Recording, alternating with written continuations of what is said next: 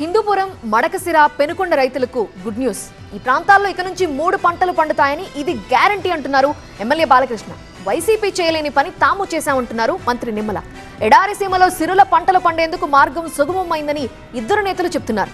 ఎందుకో చూద్దాం. సత్యసాయి జిల్లా హిందూపురంలో మంత్రి నిమ్మల రామానాయుడు, ఎమ్మెల్యే బాలకృష్ణ పర్యటించారు.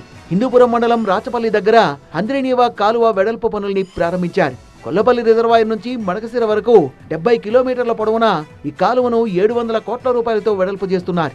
కాలువ వెడల్పు పనులు పూర్తయితే ఇప్పటికే ఉన్న 170 చెరువులతో పాటు మరో 50 నుంచి 80 చెరువుల్ని నింపే అవకాశం ఉంటుందని చెప్పారు. హంద్రీనీవా ఎత్తిపోతల నిర్మాణాన్ని స్వర్గీయ ఎన్టీఆర్ చేపట్టారన్న బాలకృష్ణ, హంద్రీనీవా కాలువ వెడల్పుతో పెనుగొండ, హిందూపురం, మడకసిర రైతులకు మేలు జరుగుతుందన్నారు. ఇకపై ఏడాదికి 3 పంటలు పండే అవకాశం ఉందన్న బాలకృష్ణ, హిందూపురం అభివృద్ధి కూడా వేగం పుంజుకుంటుందన్నారు.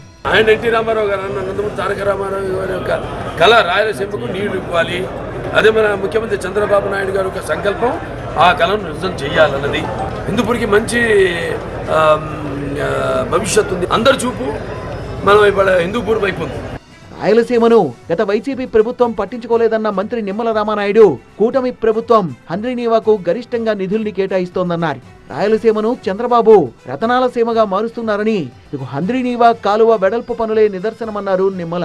గత 5 సంవత్సరాల గొడ్డల పార్టీ పరిపాలనలో కనీసం ఒక్క అరబస్తా సిమెంట్ పని చేయలేదు, ఒక తట్ట మట్టి పని చేయలేదు, ఒక్క రూపాయి పని చేయాల. చంద్రబాబు నాయుడు గారు వచ్చిన తర్వాత అదే హంద్రీనీవాకు 5 సంవత్సరాల్లో వాళ్ళు చేయలేనటువంటి పనిని ఒక్క సంవత్సరంలోనే 3,800 కోట్ల రూపాయలు ఖర్చు చేసి 728వ కిలోమీటర్ వరకు కూడా మరి ఈ యొక్క కృష్ణా జలాలను చంద్రబాబు నాయుడు కుప్పం వరకు తీసుకెళ్లేటువంటి పరిస్థితి. మరోవైపు వియత్నాంలో బోట్ ప్రమాదంలో చనిపోయిన హిందూపురం వాసి రవితేజ కుటుంబ సభ్యుల్ని ఎమ్మెల్యే బాలకృష్ణ ఫోన్లో పరామర్శించారు. హిందూపురానికి చెందిన సెల్ ఫోన్ వ్యాపారి రవితేజ మృతి చెందడం చాలా బాధాకరమన్న బాలకృష్ణ, రవితేజ కుటుంబానికి ప్రభుత్వం అన్ని విధాలుగా అండగా ఉంటుందని భరోసా ఇచ్చారు.